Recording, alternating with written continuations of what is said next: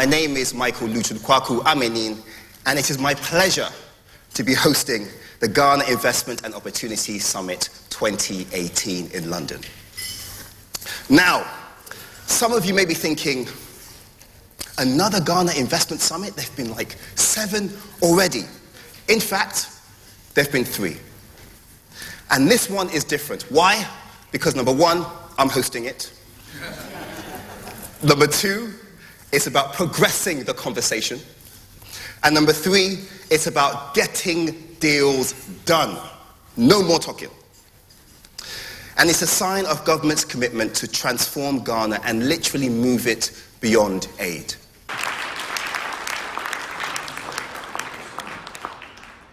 Captains of industry, leaders of business, and distinguished ladies and gentlemen. It's my pleasure to welcome you to this Ghana Investment and Opportunities Conference. It's actually the first under this current administration, and we believe that our story cannot be told enough. And as Michael said, this might be the 7th Ghana Investment Conference. But like he said, there's just so much to say and so little time. Because as the president and the vice president always say, we are in a hurry. And so we will not wait. We will come to you if you are not coming to us. We'll sell our story and tell you what is going on. But of all, it's the opportunity that Ghana affords, the opportunity of engagement. And the Ghana story, in this introduction, I'll sum in 3 words: opportunity, openness, optimism. And these are the 3 factors that drive the Ghana Beyond Aid. And so we look for partnerships and linkages that will enable us achieve the broad and aggressive objectives that we have.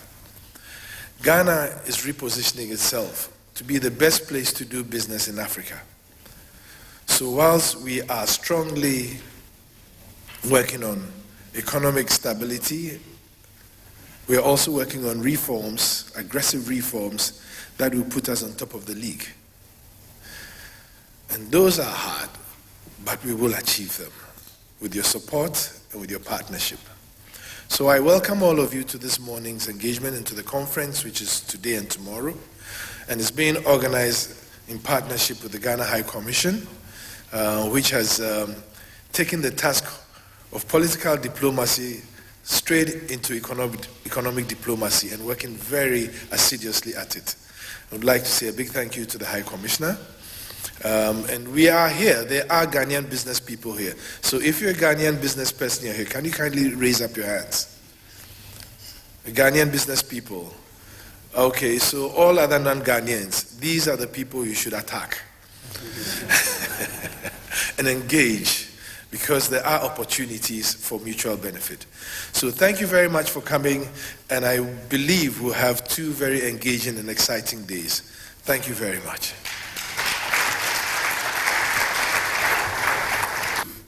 It is with great honor for me this morning, as chairman of the planning committee, to warmly welcome you to this summit. I say a big akwaba, as we say in Ghana, and we look forward to engaging you in the next 2 days at the summit.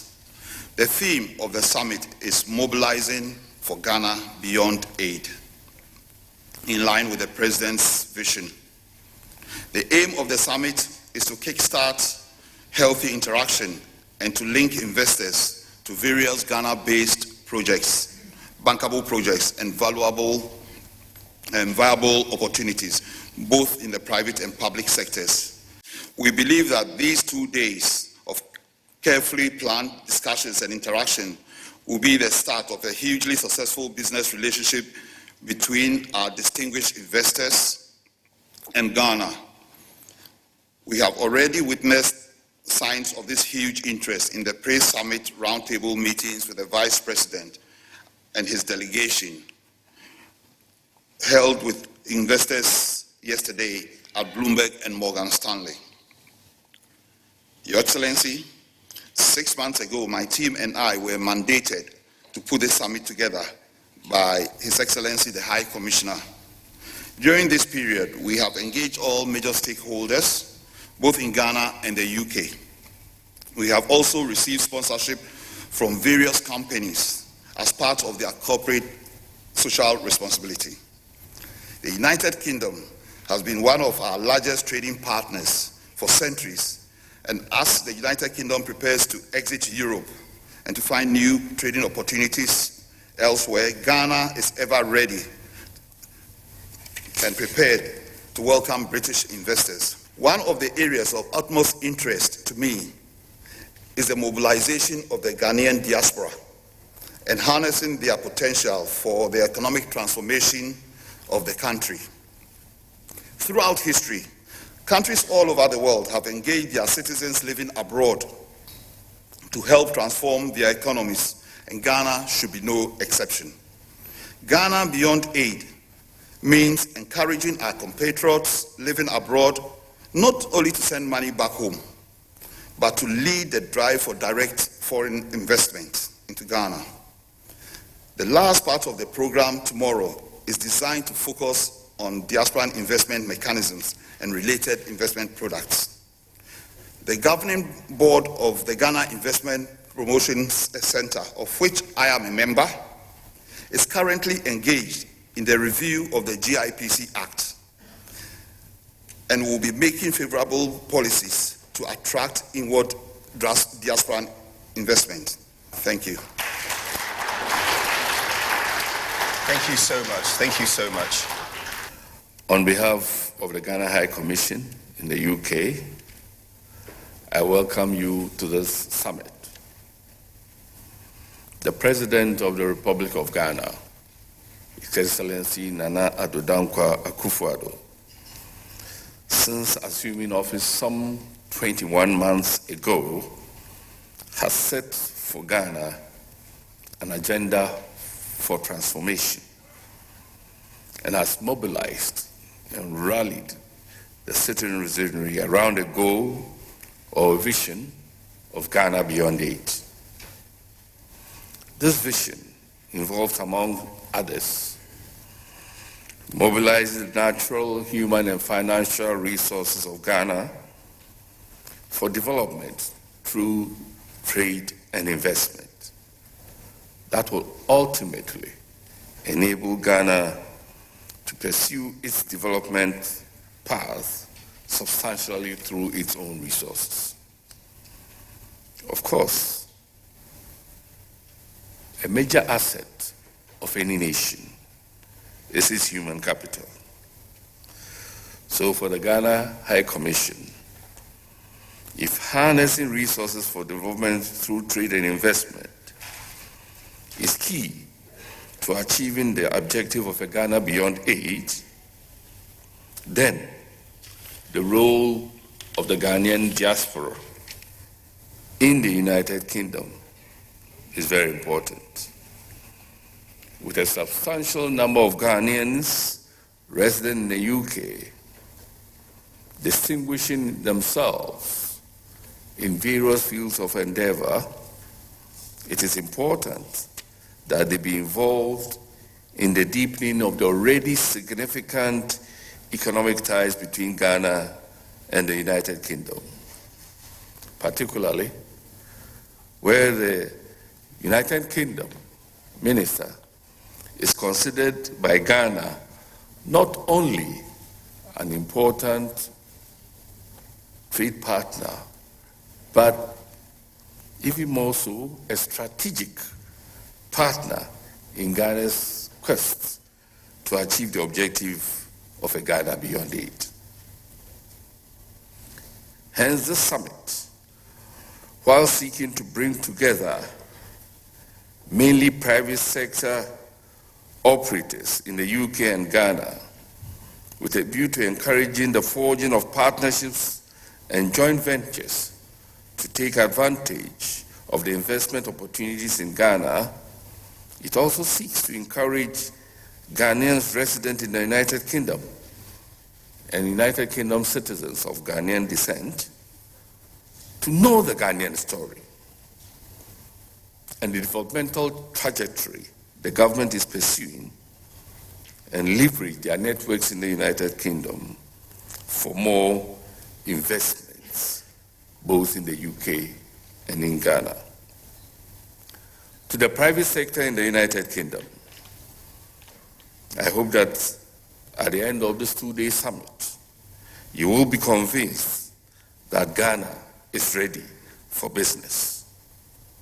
From the highest level of both the government of Ghana and the Ghana private sector, you will get to know the concrete steps government has taken through its policies to make Ghana a preferred investment destination and a gateway to the West African market. I wish to thank most sincerely His Excellency the Vice President, who is the chair of the Ghana government's economic management team, for leading the Ghana government delegation to this summit, and to the Ghanaian private sector for also coming to share your perspectives of the Ghana story with the UK private sector.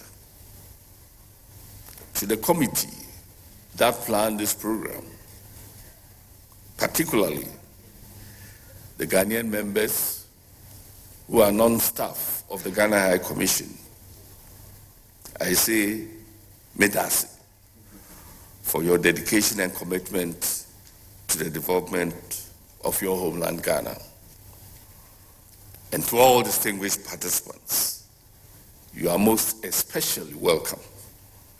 And I wish you very fruitful and beneficial deliberations over the next 2 days.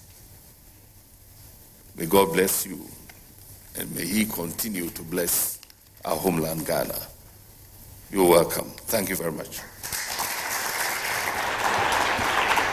Thank you so much. Thank you so much. Thank you so much. Your Excellency, Dr. Mahamudu Bawumia, Vice President of the Republic of Ghana, Your Excellency, High Commissioner, and distinguished guests, I am delighted to welcome you to the Ghana Investment and Opportunities Summit on behalf of the UK Government. As you'll know, it follows closely on from the extremely successful UK-Ghana Investment Summit in Accra just last week, attended by my colleague, the Minister for Trade and Export Promotion, Baroness Fairhead. I think we can each be proud of our respective High Commissions for delivering two such high-profile events so quickly and effectively, one after another. This couldn't have happened without the cooperation and hard work of the UK-Ghana Chamber of Commerce, departments in both governments, and all sponsors who we're right to thank today. Now, this event is designed to show the importance we place on the UK's relationship with Ghana and to share with the British investment community the remarkable investment opportunities Ghana presents. During her recent visit to Africa, my Prime Minister, Theresa May, set out an historic goal for this country to seek by 2022 to become and then remain the G7's largest foreign direct investor in Africa. We share Ghana's vision of moving beyond aid. It's business, private sector investment and trade which will unlock the natural entrepreneurialism of the Ghanaian people and lead the country to prosperity. We want to be your partner of choice in building that prosperity as we, for our part, seek to build a truly global Britain. If we're to deliver this heightened ambition for the UK and Africa, then Ghana is key. These two UK-Ghana summits mark our first steps to turn the Prime Minister's words into action. Today is an opportunity for UK investors to learn more about Ghana, meet Ghanaian businesses, do deals, as Michael rightly says, understand how Ghana can contribute to their global growth and profitability, find out about the range of incentives and infrastructure available to support investment, and hear directly from the Vice President, ministers and officials on Ghana's Beyond Aid initiative. Our trade envoy to Ghana, Adam Afriyie, is playing a leading role in promoting our economic engagement and is himself an entrepreneur of great standing. He was present to witness and celebrate the announcement of a joint venture between the UK's Baird & Co and Ghana's Precious Minerals Marketing Company. The assaying plant in Ghana's international airport zone, which this will establish, will be a regional first and is indicative of how much UK and Ghanaian businesses can do together with the right support. On the 14th of October, the first UK-Ghana Business Council was convened, a biannual government-to-government forum where the new strategic partnership can be developed. At last week's investment summit, we went further, discussing how we can progress more than £1 billion of trade and investment opportunities. Initiatives like a partnership to help investors kickstart projects, support for 3 major industrial parks tailored to investor needs, and agreements for technical assistance to create effective regulatory frameworks for rail, automotive, and other priority sectors. These engagements demonstrate the importance we attach to our bilateral relationship, based on a shared agenda and complementary strengths. We enjoy mutual ties built on our common language, the similarities of our legal systems, our shared membership of the Commonwealth, and shared time zone for at least half the year. Unlike us, Ghana is fortunate enough to get 12 hours of daylight all year round, without the need for daylight saving time. Our social ties also run deep. More than 100,000 people born in Ghana live now in the UK. But if you include those born here, in this country, as well, the whole Ghanaian diaspora in this country is estimated to exceed 250,000 people. So we have a human bridge as well as an economic one. Now, our two countries are ideal partners to build on these links and foster our mutual prosperity. Ghana is on a bold path of economic transformation and growth, and UK business is hungry for opportunities to invest in and partner with some of the most exciting companies and entrepreneurs in Africa, and so improve the competitiveness and strength of both parties. The UK government is taking a number of steps to achieve this, working with the Ghanaian government to stimulate investment, improving ease of doing business, breaking down barriers to trade, mobilizing Ghana's own domestic resources, and supporting your objective of moving beyond aid. Next year's UK-Africa Investment Summit will be hosted here in London, and our aim is that it should be a landmark event in linking the economic futures of the continent and the UK. We support Ghana's ambition to be a hub for investment in Africa.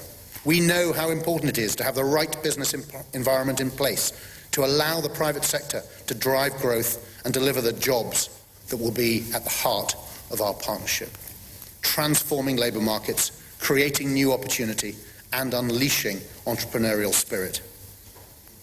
As the UK's Minister for Investment, I want Ghana to view the UK as its investment partner of choice.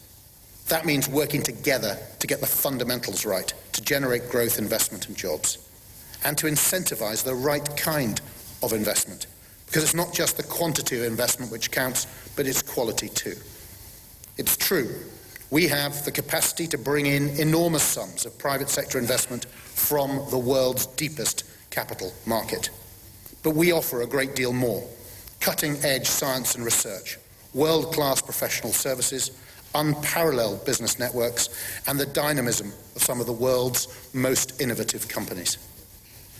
The number of UK investors in this room today shows the breadth and depth of that offer and the appetite to deliver it.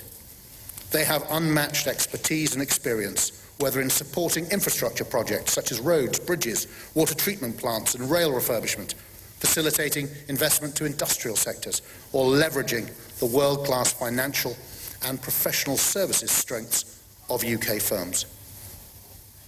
As they assess the opportunities for future projects, I want those investors here today to know that they do so with the full support of the UK government. The number and seniority of the Ghanaian government representatives attending the summit, led by the Vice President himself, shows an impressive commitment to engage.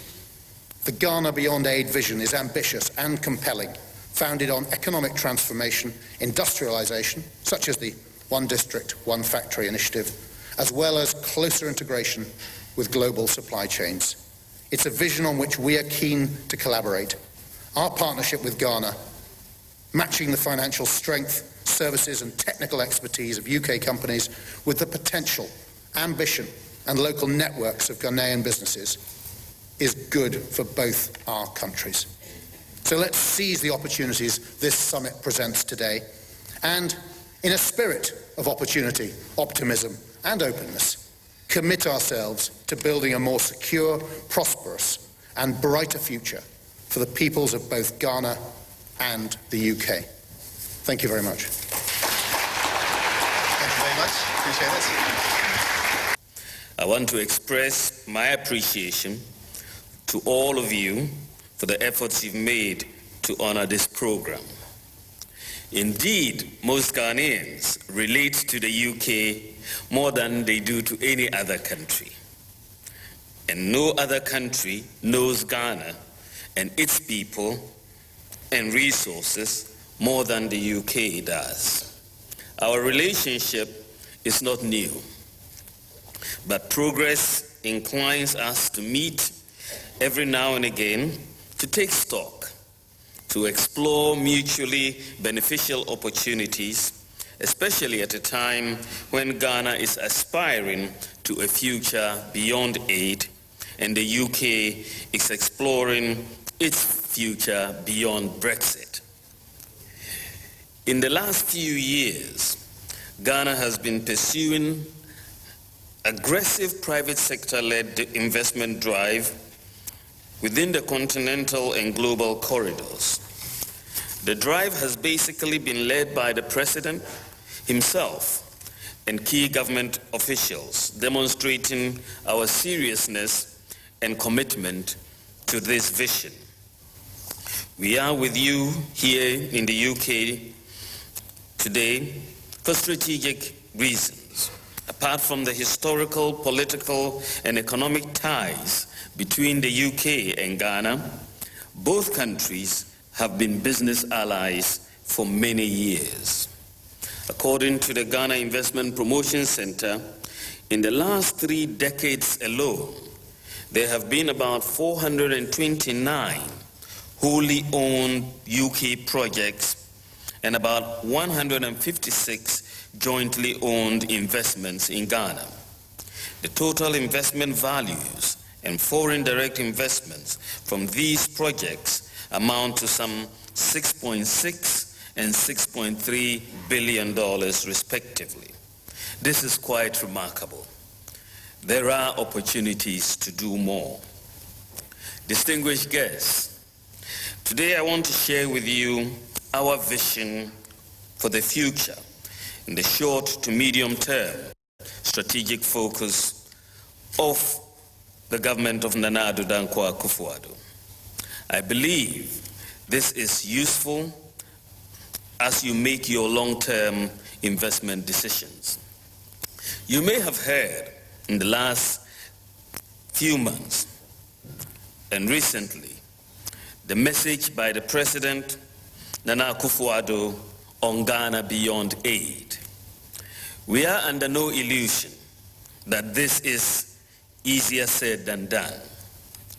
But an even greater illusion is to think that we can build a sustainably good society on the inexhaustible charity of others. History provides no such examples, and we cannot hope that our fortunes will be different. Simply put, to build a Ghana Beyond Aid, we need long-term pillars. Ghana must endeavor to strengthen the knowledge, scientific and technical capacity of citizens by improving access to and quality of the education system. We must endeavor to leverage on its natural resources for national development through value addition, or failing that, at a fair and mutually acceptable and beneficial terms of exchange. We must place greater premium on cross-border and overseas trade and investment on fair and mutually beneficial terms, and we must deepen and enhance the domestic revenue mobilization. We must enhance efficiency in the allocation of public resources and greater accountability in the use of these resources. We must protect the public purse and punish corruption in all its forms in the conduct of the business of Ghana. We are therefore clear in our minds that aiming for a Ghana Beyond Aid requires the mobilization and leveraging of domestic savings and revenues, as well as our vast resources in a more effective and efficient manner to ensure development and create wealth for the people. The vision to build a Ghana Beyond Aid should not be seen as mere rhetoric. Judging from our history and our vision for the future, there is no doubt that we need to rethink how we develop as a country. It has become obvious that we need to be more efficient and effective in managing our resources to ensure rapid economic growth and transformation, to shift from the over-reliance on foreign aid. To be able to attract the right level of fair, mutually beneficial investment and trade, the local economy must be seen to be sound and business-friendly. This has been a major preoccupation of the government since coming into office in January 2017. Our fundamental objective, among other things, has been to pursue and maintain macroeconomic stability to levels that can stimulate growth, improve overall business environment, and strike the right balance between fiscal consolidation and growth. This fine balance requires making credible policy decisions that will create the fiscal space to implement growth-enhancing initiatives. Ladies and gentlemen, it has been 22 months, but our progress is noteworthy. We have secured significant improvements in the trends of the macroeconomic indicators, such as inflation, exchange rates, the real GDP growth rates. Ghana's economy is projected to record one of the highest growths in the world in 2018. And we grew at 8.5% in 2017 from a 3.7%. The central bank policy rate has fallen by about 850 basis points alongside other government policies.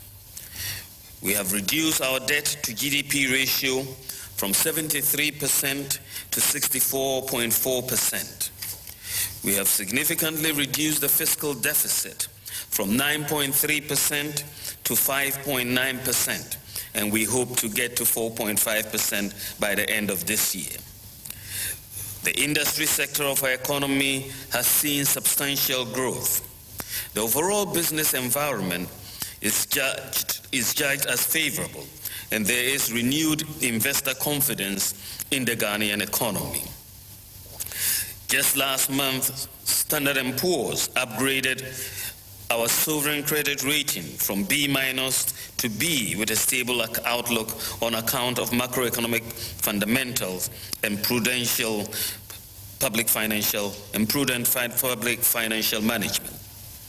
Additionally, the recently released 2017-2018 Global Competitiveness Index, measuring national competitiveness and the level of productivity, puts Ghana 3 points up at the same time, at a time when queer continental giants such as South Africa and Rwanda dropped 14 and 6 places respectively. There is no doubt that the new age of economic progress for Ghana is slowly emerging. For you as investors, I know that although such macroeconomic successes matter, you are equally interested in their sustainability and irreversibilities. To entrench macroeconomic stability, government is putting in place measures to ensure irreversibility of the gains we have achieved so far. To this end, we are implementing structural measures to tackle some of the long-term structural issues. By the end of this year, and it will appear in the budget, we are going to be passing a fiscal responsibility law for the first time in our history. And this is going to put a cap on the fiscal deficit going forward for Ghana. The fiscal responsibility law will require that the deficit going forward will not or should not exceed 5%. And this is going to be enshrined in law. In addition to this, we are setting up an independent fiscal council, and that will also be supported by an international economic advisory council. So we're putting in place institutional and as well as structural measures to anchor stability going forward. The overarching objective is to safeguard the financial system, deepen financial intermediation, widen financial inclusion, and position Ghana as a West Africa financial hub and economy with greater policy credibility. Distinguished guests, as we lay a solid macroeconomic foundation for businesses and the private sector to grow, we have not lost sight of key strategic elements that hold the greatest potential to anchor the investments we seek. These include digitization and electronic platforms, good working infrastructure, real sector growth, and dealing with corruption. Let me touch briefly on these. As economies become more sophisticated and transactions more complex, the ability to develop the information base that supports a comprehensive tax system is central to building a strong nation. While this may not be an obvious area of private sector investment, the potential is enormous as governments begin to adopt technology to overcome information problems and to build the kind of database that identifies individuals, tags immovable properties as an information ecosystem for economic management. Our government has since coming into office pursued a deliberate path of building institutional reforms through digitization and the use of electronic platforms. Ghana has begun the process this year of issuing national ID cards, which are going to be biometric, both your fingerprints and your iris, for everybody in Ghana. Whether you are a resident or just a citizen, everybody will have these ID cards. And that gives us perfect identity for each individual. It will allow for data planning, allow for the prevention of identity theft, and it will be able, because this is chip embedded with, to bring about a streamlining of all the data, whether it's in the area of criminal records or banking records or health records or so on. We'll streamline all the data and manage all of that data. In addition to the national ID card, we've implemented last year a digital address system for Ghana. So today in Ghana, we are operating on a digital address system, which means every 5 by 5 square meter of land or water in Ghana has a unique digital address. So you can find everybody, the Uber drivers using this system. Is on a mobile application, which is both online and offline, and you can find any destination once you have the digital address. Of course, this will allow and it's allowing e-commerce to work together with the address and the unique identification. It will allow the setting up of credit reference agencies, for example, because you can track individuals well. And we are also in the process, which will be completed by December this year, of integrating the digital property addressing system with the emergency number for the police, ambulance, or fire. We want to do this integration. It makes a lot of sense so that when you call the emergency services, they will know exactly which address you're calling from. And that integration will be also complete by the end of this year. We are also bringing about efficiency at our ports. We've introduced a paperless port system in Ghana so that you can see a much faster clearance of goods at the ports. I think importers have really benefited from this. We've introduced digital driver's licenses and vehicle registration, so the process of obtaining a driver's license is now very smooth, as smooth as it is here in the UK. We're doing similar for the process of obtaining passports. We've also launched the process of business online registration and certification of businesses and license renewals.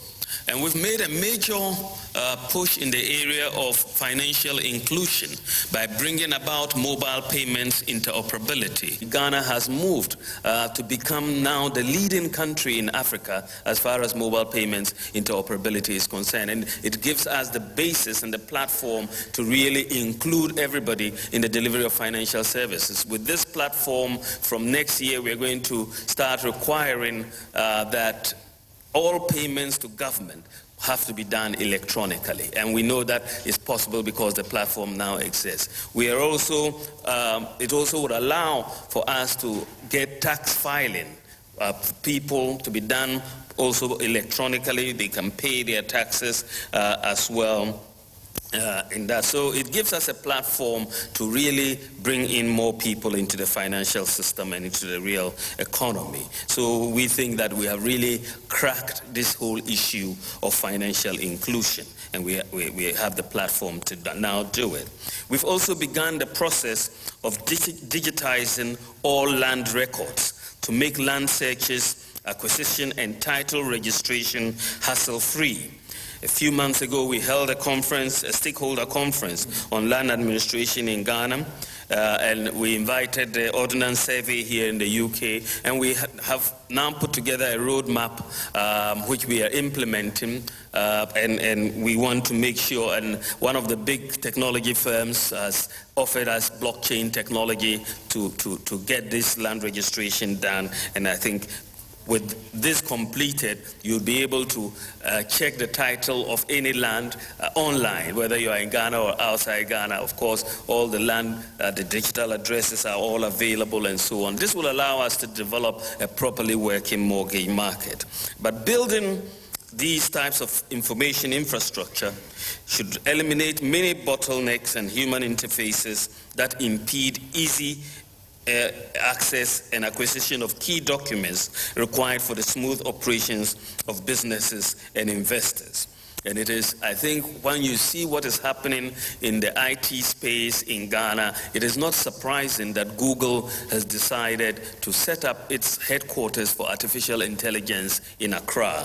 We're also working with Huawei on a smart cities project. And our goal, quite frankly, is to make Ghana one of the most digitized economies in Africa within the next 3 years. That is really the goal we are working on, and I think we are headed in the right direction.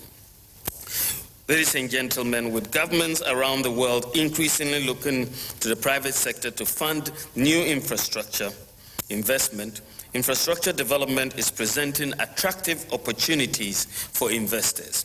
For us in Ghana, private-public partnerships are emerging vehicles of investment in urban infrastructure, such as power generation, transmission and distribution, urban water systems, housing and transportation, the rail and vehicular transport. Conventional social expectations that are the remit of governments alone are giving way to innovative private-public partnerships. I invite you to explore the opportunities in this area. In the oil and gas sector, government has completed the mapping of 9 additional oil blocks for their allocation to local and international companies through the competitive tender. Bids were opened just this month, and we are looking forward to receiving bids from both local and international partners. If I may be specific, Aker Energy, for example, is in the process of investing $17 billion in oil and gas production in Ghana's oil and gas fields. Bulk Oils and Storage Company is seeking long-term project finance for acquisition of tank farms from the private sector to create liquidity for bulk distribution oil companies. There are prospects for investors to expand their pipeline network by about 300 to 400 kilometers. ExxonMobil is now in Ghana, and British Petroleum is also coming. There's room for investments in exploration, development and production of minerals in Ghana's large-scale mining sector. There are still opportunities for exploration not only for gold, but for diamond, bauxite, and other rare minerals needed in today's technology world. We just discovered lithium not too long ago, and we all know how important lithium is in batteries and so on. We are also building an integrated aluminium and bauxite industry. Ghana has a large amount of reserves of bauxite, close to 1 billion metric tons of bauxite. We haven't really exploited it, but we have a smelter and we don't have a refinery. So we want to complete that value chain, and the government is very determined to complete the value chain and have an integrated aluminium industry where we are doing the mining, the refining, and the smeltering. And we are in the process of looking for partners who will come in and partner us develop these resources. And so I know some British firms are very interested, and we would encourage them. Again, in the automotive sector, Volkswagen is setting up a plant in the new year in Accra. Nissan is Express Intrans, Sinotruk is also coming, so is Leyland.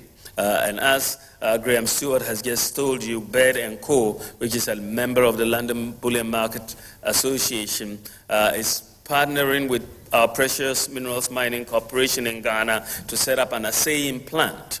And this is going to be very, very beneficial for Ghana going forward, and as we also seek to build additional gold refineries. In tourism, a major area of interest, I invite our business friends here to consider the Marine Drive Tourism Investment Project in Accra. And the goal is to develop the entire stretch of coastal land, approximately 241 acres, into a world-class tourism beachfront, tourism enclave to meet the needs of business, leisure, and also the financial sector. When completed, it will feature hotels, banks, amusement parks, and so on. Ladies and gentlemen, central to the plans for growing the real sector of the Ghanaian economy is value addition to our agricultural commodities and mineral resources. Relying on the exports of raw cocoa beans and unprocessed minerals has not been very beneficial in stimulating growth and other wide-ranging job-creating opportunities. And so we are focusing on value addition, and the strategy is quite clear in this regard so that we can diversify the economy. Guided by the benefits of diversification, our industrialization drive is not just limited to the extractive sector. Government is also follow through in the implementation of our flagship initiatives, which are equally open to investor participation. Two of these initiatives are very dear to the President. The Planting for Food and Jobs program as a basic first step in stimulating agro-processing with growing population, urbanization, and emerging middle class. We need to develop the entire value chain from the farm to the dinner tables through the emergence of supermarkets. We see opportunities in the agricultural sector through transfer of technology and innovation in the value chain production to value addition.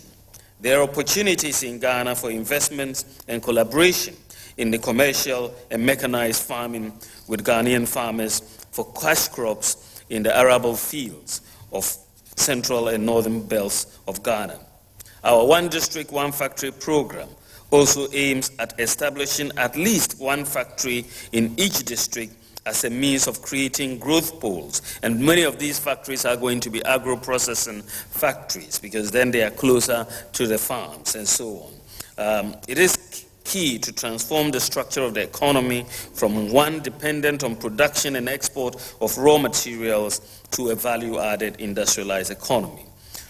Ladies and gentlemen, for many countries, including Ghana, corruption has become a development curse. It is in fact said that the worst disease in the world today is corruption. But there is a cure, and that cure is transparency and accountability. Ghana has taken cognizance of the mistakes of others, and the President, since coming into office, has deployed some bold initiatives at curbing corruption, the corruption menace, in order to assure the investing public of the safety of their investments. The establishment of the Office of the Special Prosecutor, backed by an Act of Parliament, says it all. The Special Prosecutor was appointed, but was not appointed from as a member of the President's government. He's actually a member of the opposition party who has been appointed as a Special Prosecutor. And so he has a lot of integrity, a lot of credibility.